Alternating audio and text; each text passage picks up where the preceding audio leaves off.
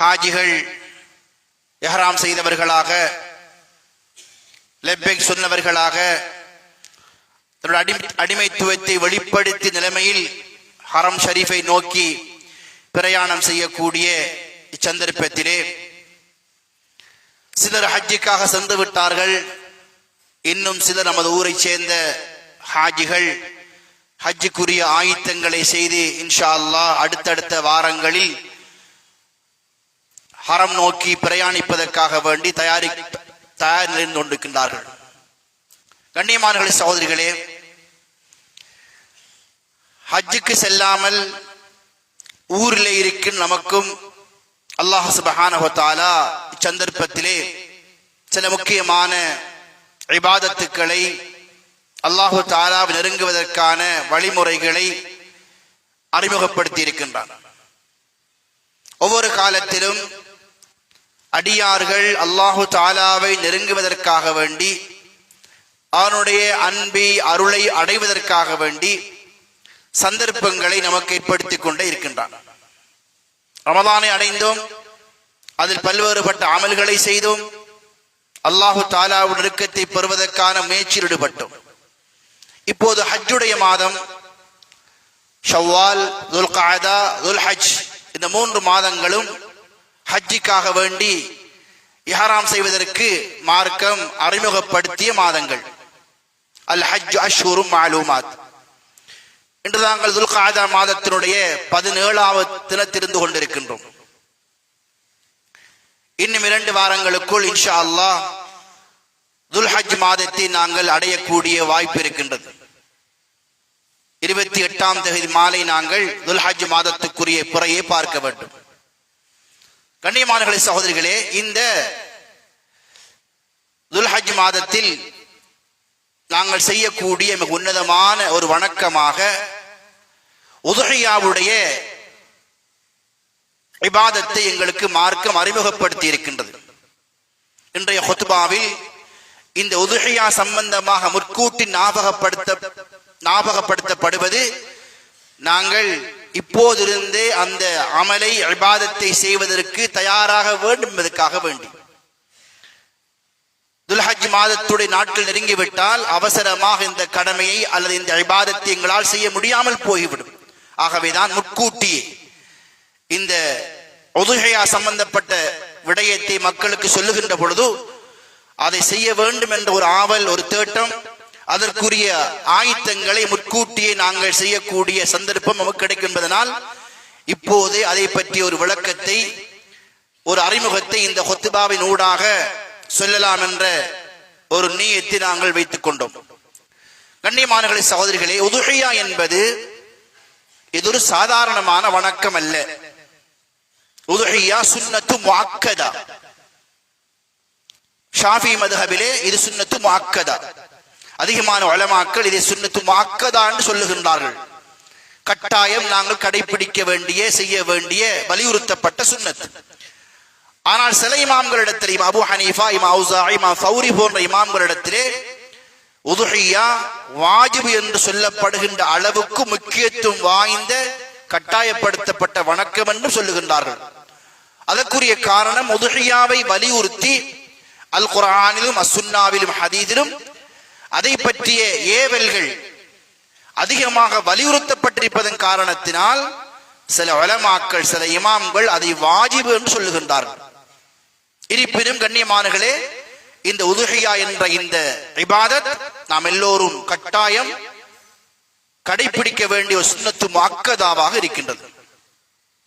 அல்லாஹு ஜல்ல ஜலாலுஹு அல் குர்ஆனிலே இந்த உதுஹியாவுடைய வணக்கத்தை தொழுகையோடு சேர்த்து அல்லாஹ் நமக்கு சொல்லுகின்றான்.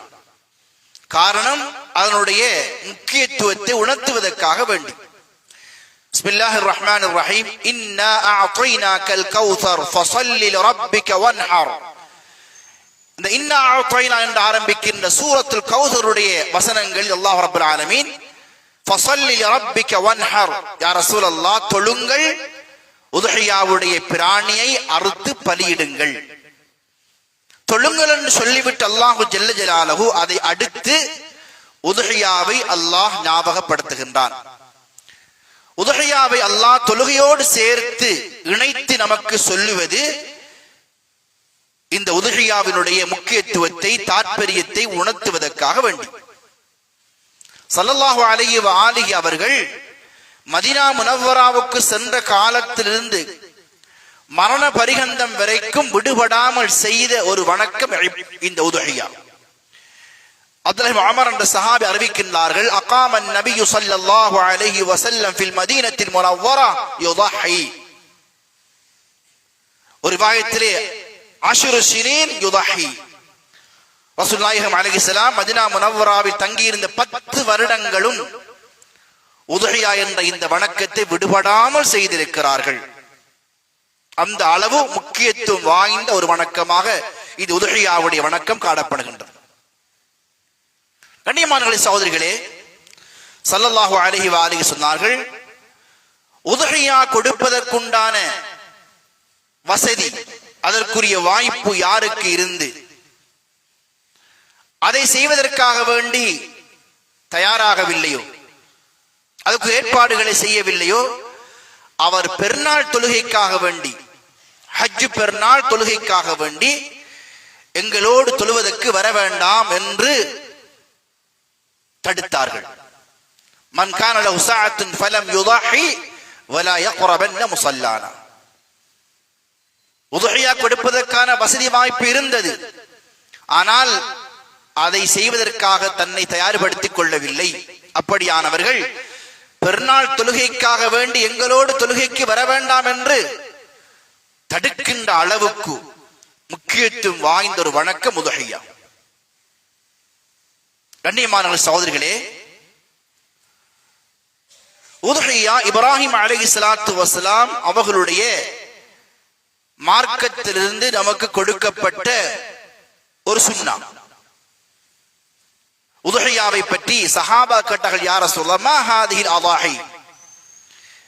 இந்த உதுஹியாவை பற்றி விளக்கம் கேட்ட பொழுது அருமை நாயகம் சொன்னார்கள், சுன்னத்து அபீக் இப்ராஹிம் அலைஹிஸ்ஸலாம், இது உங்களுடைய தந்தை இப்ராஹிம் அலைஹிஸ்ஸலாம் அவருடைய வழிமுறை என்று சொன்னார்கள். அப்போது கேட்டார்கள் சஹாபாக்கள், யா ரசூலல்லாஹ் மா லனா ஃபீஹா, இந்த உதுஹியாவுடைய இந்த அமலை நாங்கள் செய்வதன் ஊடாக நமக்கு எது கிடைக்கும், அதனுடைய பயன் என்ன என்று கேட்டபொழுது சொன்னார்கள், லிகுல்லி ஷஅரத்தின் ஹஸனா, அந்த பிராணியில் காணப்படுகின்ற ஒவ்வொரு உரோமத்துக்கும் ஒரு நன்மை எழுதப்படும். ஒரு மாட்டை அறுத்து பலியிடுகின்றோம், ஒரு ஆட்டை அறுத்து குர்பான் செய்கின்றோம், அந்த ஆட்டிலே அல்லது மாட்டில் இருக்கின்ற ஒவ்வொரு உரோமத்தின் அளவுக்கும் நமக்கு நன்மைகள் பதிவு செய்யப்படும் என்றால், இந்த உதுஹியாவுடைய வணக்கத்தின் ஊடாக நாம் எந்த அளவு நன்மைகளை பெற்றுக் கொள்ளலாம் என்பதை அறிந்து கொள்ள வேண்டும். அபிஹாருடைய ஈரக்கொழுந்து ஃபாத்திமா என்ற தங்களுடைய மகளை பார்த்து நாயகம் சொன்னார்கள், ஃபாத்திமாவே, ஒரு உதுஹியாவுடைய பிராணியை அறுத்து பலியிடுகின்ற பொழுது அதை நீ பார்க்க வேண்டும்.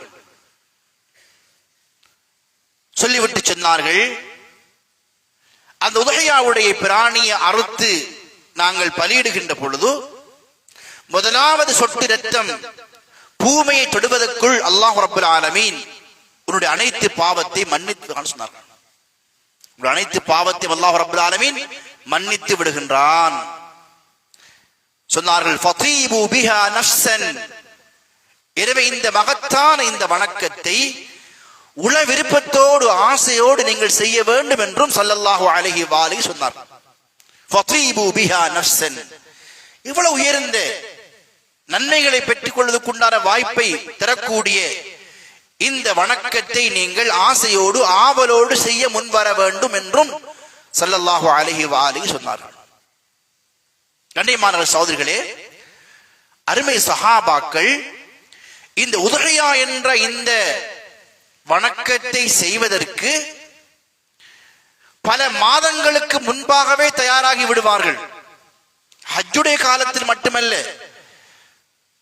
ஹஜ்ஜுடைய மாதம் வருவதற்கு, உதுஹியாவுடைய காலம் வருவதற்கு பல நாட்கள், பல மாதங்களுக்கு முன்பாகவே அதற்குரிய ஆயத்தங்களை செய்வார்கள். சஹீஹ் புகாரி வரக்கூடிய ஹதீஸ், அபு உமாமத்துல் ஸஹல் என்ற சஹாபி அறிவிக்கிறார்கள், குன்னா நுஸம்மினு உதுஹியத்தனா பில் மதீனத்தில் முனவ்வரா வகானல் முஸ்லிமூன் யுஸம்மினூனஹா. மதீனா முனவ்வராவில் நாங்கள் உதுஹியாவுடைய பிராணியை வாங்கி அதற்கு தீனி கொடுத்து அதை கொழுக்க செய்வோம், அதை பராமரித்து அதை நன்றாக அதை கவனித்து அதை கொழுக்க வைப்போம். ஏனைய முஸ்லிம்களும் அந்த காலத்திலே மதீனா முனவ்வராவிலே உதுஹியாவுக்காக வேண்டி பிராணிகளை கொள்வனவு செய்து தீனி கொடுத்து அதை வளர்க்கின்ற பழக்கம் இருந்திருக்கிறது. உதுஹியாவுடைய பிராணியை தன்னுடைய கையினால் அதை வளர்த்து அதற்கு தீனி கொடுத்து அதை பராமரித்து அதை கொழுக்க செய்து அதை அல்லாஹுக்காக வேண்டி குர்பான் செய்வதுதான் உண்மையிலேயே ஒரு மகத்தான ஏற்றமான ஒரு விடயமாக இருக்கின்றது. கண்ணியமான சகோதரர்களே, அல் குர்ஆன் உதுஹியாவை பற்றி சொல்லுகின்ற பொழுது وَمَن يُعَظِّمْ شَعَائِرَ اللَّهِ فَإِنَّهَا مِن تَقْوَى الْقُلُوبِ, உதுஹியா இஸ்லாத்தினுடைய சின்னங்கள் ஒன்றாக இருக்கின்றது. எப்படி ஜுமா தொழுகை இஸ்லாத்தினுடைய சின்னம், ஹஜ்ஜுடைய வணக்கம் இஸ்லாத்தினுடைய சின்னம், இது போன்றுதான் உதுஹியாவுடைய அந்த வணக்கமும் இஸ்லாத்தினுடைய சின்னங்களில் ஒன்று, இஸ்லாத்தினுடைய அடையாளங்களில் ஒன்று.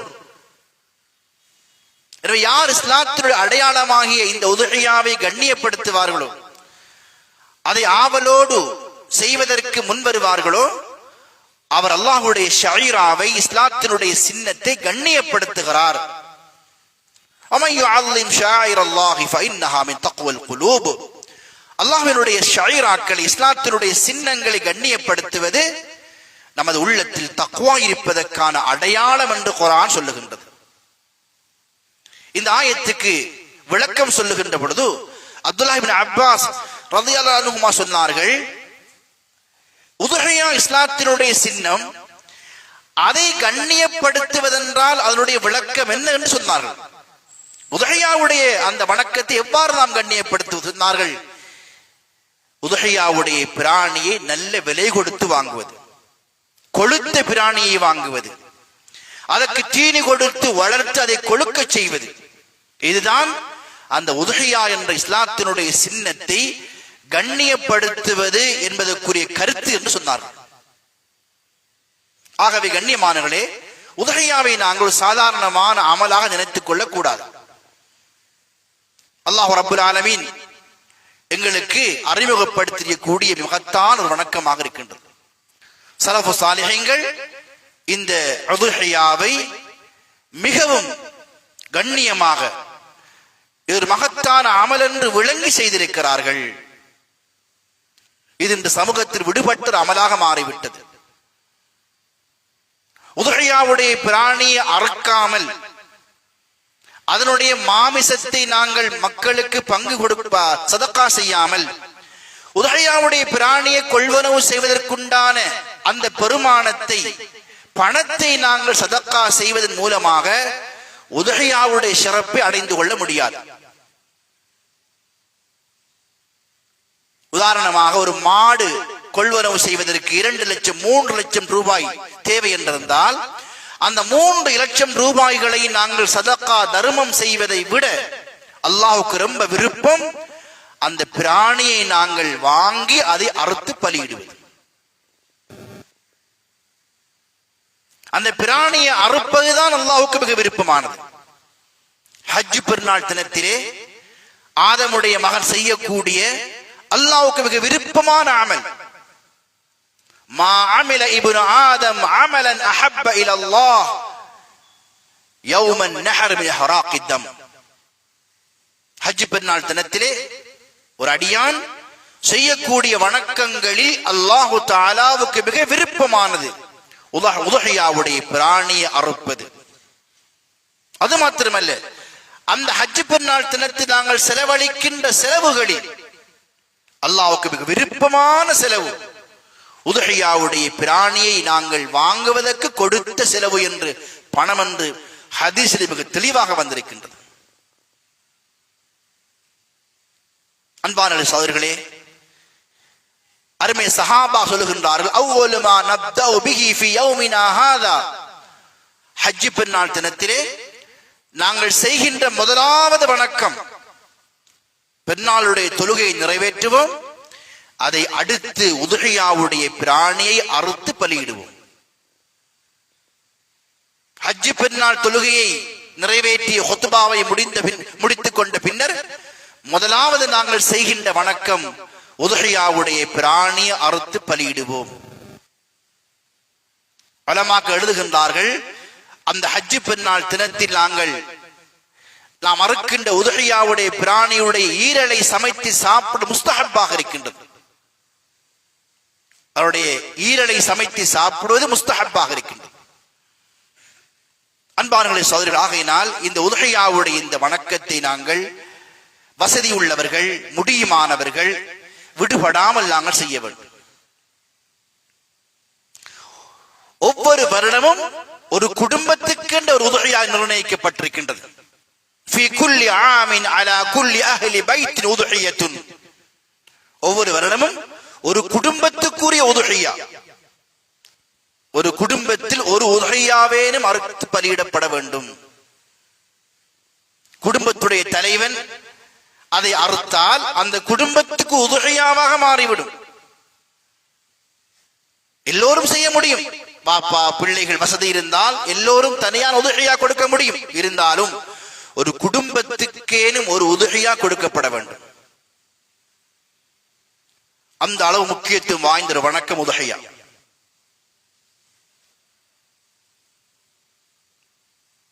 அன்பான சகோதரர்களே, இந்த உதுஹியாவுடைய வணக்கத்தை மார்க்கம் இலகுபடுத்தி இருக்கின்றது. உதுஹியாவுக்கு செல்லுபடியாகும் பிராணிகள் ஆடு, மாடு, ஒட்டகம். மாடு ஒட்டகமாக இருக்கின்ற பொழுது 7 பேர் சேர்ந்து கூட்டாக கொடுக்க முடியும். 7 பேர் அல்லது 7க்குட்பட்டவர்கள் சேர்ந்து அதை கூட்டாக கொடுக்க முடியும். ஆடாக இருக்கின்ற பொழுது தனி ஒரு நபர் மாத்திரம் கொடுக்க முடியும். ஆயிஷா கேட்டா, யா ரசூலல்லாஹ், அஸ்ததீனு ஃபஉதஹி, நான் கடன் பெற்று உதுஹியா கொடுக்கலாமா என்று கேட்ட பொழுது அருமை நாயகம் சொன்னார்கள் ஸல்லல்லாஹு அலைஹி வஆலிஹி, அந்த கடன் அல்லாஹ்வுடைய உதவியை கொண்டு நிறைவேற்றப்படக்கூடிய, அடைக்கப்படக்கூடிய கடனாக இருக்கும் என்று சொன்னார்கள். கடனை கொடுப்பதற்குண்டான வசதி பின்னர் இருக்கும் என்றிருந்தால் கடன் எடுத்து கூட உதுஹியா கொடுப்பதற்கு மார்க்கம் அனுமதி கொடுத்திருக்கின்றது. ஆனால் அந்த கடனை கொடுப்பதற்குண்டான ஏற்பாடு பின்னர் இருக்க வேண்டும் என்று உறுதியாக தெரிந்து கொண்டால் இன்ஷா அல்லாஹ் அந்த அளவு மார்க்கம் வலியுறுத்தி இருக்கின்ற வணக்கம் உதுஹியாவுடைய வணக்கம். அன்பானவர்களே, சகோதரர்களே, இன்று நாங்கள் பெருநாள் தினத்துக்காக வேண்டி, பெருநாளைக்காக வேண்டி சில ஆடைகளை வாங்குவா. ஒரு ஆடையுடைய பெறுமதி 30,000 35,000. ஒரு உதுஹியாவுடைய பிராணி அறுப்பதற்கு மாடாக இருந்தால் 30,000 35,000 ஒரு பங்குக்கு போதுமானது சுமாராக. ஒரு உதுஹியா கொடுப்பதில் நாங்கள் பங்காளியாக ஆகின்ற அந்த ஒரு தொகைக்கு உடுப்பை கூட நாங்கள் வாங்குகின்றோம். ஆனால் ஒரு மகத்தான சுன்னத், அல்லாஹ்வுடைய அன்பை, அருளை, நெருக்கத்தை பெறுவதற்கான மார்க்கம் சொல்லியிருக்கக்கூடிய இப்படி ஒரு இபாதத் என்று சமூகத்திலே அது ஒரு மறைக்கப்பட்ட, ஒரு விடுபட்ட வணக்கமாக மாறிக்கொண்டு வருகின்றது. எனவே நாங்கள் ஹஜ்ஜுக்கு செல்லாவிட்டாலும் இப்படியான இந்த இபாதத்துக்களை ஊரில் இருந்து கொண்டே செய்வதனூடாக நாங்கள் அந்த ஹாஜிகளோடு அவர்கள் செய்கின்ற அந்த அமல்களில் கூட நாங்களும் சேர்ந்து கொள்ளக்கூடிய வாய்ப்பு இருக்கின்றது. அவர்களும் அங்கே குர்பான் கொடுக்கின்றார்கள். ஆகையினால் கண்ணியமானவர்களே, இப்போது இருந்தே நாங்கள் ஆசையோடு, ஆர்வத்தோடு அதற்குரிய ஆயத்தங்களை செய்ய நாங்கள் தயாராக வேண்டும். அதிகமாக எல்லோருக்கும் கொடுக்கக்கூடிய வாய்ப்பு இருக்கிறது. இப்போது இருந்த நாங்கள் ஏற்பாடுகளை செய்ய வேண்டும். ஏனென்றால் காலம் நெருங்க நெருங்க பொருத்தமான பிராணிகளை எங்களுக்கு கொள்வனவு செய்ய முடியாது. அநியாயமான முறையில் நாங்கள் விலை கூட கொடுக்க வேண்டிய சந்தர்ப்பம் ஏற்படும். ஆக இப்போது இருந்து நாங்கள் இன்ஷா அல்லாஹு தஆலா ஒரு குடும்பத்துக்காயினும் ஒரு உதுஹியாவுடைய ஒரு பிராணி அறுத்து கொடுக்கப்படுகின்ற அளவுக்கு நாங்கள் தயாராக வேண்டும். கண்ணியமானங்களே, உதகையாவுடைய விளக்கங்களை, சட்டத்திட்டங்களை, உலமாக்களை அணுகி நாங்கள் கேட்க வேண்டும், தெளிவுகளை பெற வேண்டும். சட்டங்களை தெளிவாக சொல்லக்கூடிய இடமாக மிம்பர் மேடை அமைய மாட்டாது. யாரெல்லாம் உதகையா கொடுப்பதற்கு நியத்து செய்வார்களோ, ஹஜ்ஜுடைய துல்ஹஜ் மாதத்துடைய தலைப்புறை தென்பட்டதிலிருந்து தங்களுடைய முடிகளையும் நகங்களையும் களைவதையோ அல்லது ஷோட் பண்ணுவதையோ வெட்டுவதையோ தவித்துக் கொள்ள வேண்டும். அது மக்ரூஹாக இருக்கின்றது. உதுஹியா கொடுப்பதற்கு நியத்து வந்துவிட்டால், உதுஹியா கொடுப்பதற்கு நியத்து செய்தவர் தலைப்புறை கண்டதிலிருந்து முடிகளை வெட்டவும் கூடாது, நகங்களை களையவும் கூடாது. கூட்டாக உதுஹியா கொடுப்பதாக இருந்தால், சில சமயங்களில் ஒரு மஹல்லா ரீதியாக, மஸ்ஜித் ரீதியாக, குடும்பங்களில் பலர் சேர்ந்து கொடுப்பதாக இருந்தால், அதில் நாங்கள் பல விஷயங்கள் கவனிக்க வேண்டி இருக்கின்றது. அந்த விடயங்களை மூலமாக அணுகி கேளுங்கள். ஒரு மஹல்லாவில் பலர் சேர்ந்து உதுஹியா கொடுக்கின்ற பொழுது 6-7 மாடுகள் இருந்தால், சில சமயங்கள் ஒரு மாடு ஓடிவிட்டது அல்லது செத்து விட்டது என்று சொன்னால் அது யாருக்குரிய மாடு? எனவே அந்த பிராணியை நாங்கள் குறிப்பிட வேண்டிய பொறுப்பு இருக்கின்றது. இந்த மாடு யாருக்குரிய மாடு என்பதை குறிப்பிட வேண்டிய பொறுப்பு இருக்கின்றது. சில சமயங்களில் நாங்கள் சேர்க்கின்ற அந்த பணம் உதுஹியாவுடைய அந்த பிராணியை கொள்வனவு செய்து அதையும் தாண்டி மீதமாகிவிட்டால் அதை என்ன செய்வது? இப்படியான பல விஷயம் இருப்பதன் காரணத்தினால் இவற்றை பற்றிய தெளிவுகளை உலமாக்களை அணுகி பெற்றுக்கொண்டு உதுஹியா சம்பந்தப்பட்ட ஏனைய உதுஹியாவுடைய பிராணியின் வயது, கண்ணியமானங்களே, ஆடு மாடாக இருக்கின்ற பொழுது 2 வயது பூர்த்தியாக இருக்க வேண்டும். 2 வயது பூர்த்தியான ஆட்டை மாட்டை நாங்கள் உதுஹியாவுக்காக வேண்டி கொள்வனவு செய்ய வேண்டும். செம்பரி ஆடாக இருந்தால் 1 வயது பூர்த்தியான ஆட்டை நாங்கள் பெற்றுக் கொள்ளலாம். இன்று நமது பகுதிகளில் 2 வயது பூர்த்தியான சாதாரண நாட்டு ஆடு கிடைப்பது கஷ்டம், அரிது. ஆனால் செம்பரி ஆடாக இருந்தால் 1 வயது பூர்த்தியான ஆட்டை உதுஹியாவுக்கு நாங்கள் அறுக்க முடியும். இன்று நமது பகுதிகளிலும் செம்பரி ஆடு கிடைக்கின்றது. முடியுமானவருக்கு நாங்கள் இந்த ஷரத்துகளை நாங்கள் கவனித்து இன்ஷா அல்லாஹ் எந்தெந்த பிராணிகள் உதுஹியாவுக்கு செல்லுபடியாக எப்போது அறுக்க வேண்டும், நேரம் என்ன, வயது என்ன என்ற விடயங்களை எல்லாம் உலமாக்களை அணுகி கேட்டு தெரிந்து கொண்டு இன்ஷா அல்லாஹ் இந்த உதுஹியாவுடைய இந்த அமல் நாங்கள் செய்வதற்கு தயாராக வேண்டும். இதன் மூலமாக நாங்கள் சதக்காவுடைய நன்மை மாத்திரமல்ல, இஸ்லாத்தினுடைய மிக பெரும் ஒரு சின்னம், ஒரு அடையாளத்தை உயிர்ப்பித்திருக்கின்றோம். உதுஹியா என்பது அது தர்மம், சதக்கா, குடும்பங்களை சேர்ந்து கொள்ளக்கூடிய கவனிக்கக்கூடிய வாய்ப்பு கிடைக்கின்றது. எல்லாவற்றையும் தாண்டி இஸ்லாத்தினுடைய சின்னத்தை நாம் உயிர்ப்பிக்கின்றோம், இஸ்லாத்தின் அடையாளத்தை கண்ணியப்படுத்துகின்றோம் என்பதுதான் இதில் மிக முக்கியமான விடயமாக இருக்கின்றது. ஆகவே இன்ஷா அல்லாஹு தஆலா இதை சமூகத்தில் உள்ள முக்கியஸ்தர்கள் மஹல்லா ரீதியாக, குடும்பம் ரீதியாக முன்வந்து அதை இலவுபடுத்தி அதற்குரிய முறைகளை, சட்டங்களை கேட்டு விளங்கி அழகாக செய்ய முன்வர வேண்டும். மிக முக்கியமான விடயம், கண்ணியமானங்களே, உதுஹியாவுடைய அந்த அமலை கடமை நாங்கள் செய்கின்ற பொழுது 2 முக்கியமான விடயங்கள் கவனிக்க வேண்டும். ஒன்று, நம் நாட்டுடைய சட்டம். நாங்கள் பிற மத மக்களோடு சேர்ந்து வாழுகின்றோம். அவருடைய உணர்வுகளை தூண்டுகின்ற அளவுக்கு நாங்கள் இந்த உதுஹியாவுடைய அமலை செய்கின்ற பொழுது நம்ம நடவடிக்கை இருக்கக்கூடாது. உதுஹியாவுடைய பிராணியை நாங்கள் அறுக்கின்ற பொழுது அதை வீடியோ செய்வது, போட்டோ எடுப்பது, அவருடைய மாமிசங்களை பங்கு வைக்கின்ற பொழுது அதனுடைய வீடியோக்கள், இவற்றை நாங்கள் சமூக சோசியல் மீடியாக்களில் நாங்கள் பகிர்வதை கண்டிப்பாக தவிர்த்துக் கொள்ள வேண்டும். கடந்த காலங்களில் நாங்கள் இதனால் பல்வேறுபட்ட அசௌகரிய நிலைமை சந்தித்திருக்கின்றோம். இதை முற்றாக தவிர்த்து கொள்ள வேண்டும். அல்லாஹ்வுக்காக செய்ய வேண்டும், இஹ்லாஸோடு நாங்கள் செய்ய வேண்டும். நாம் அறுக்கின்ற பிராணியுடைய இறைச்சியோ மாமிசமோ இரத்தமோ அல்லாஹ்வை சென்றடைவதில்லை.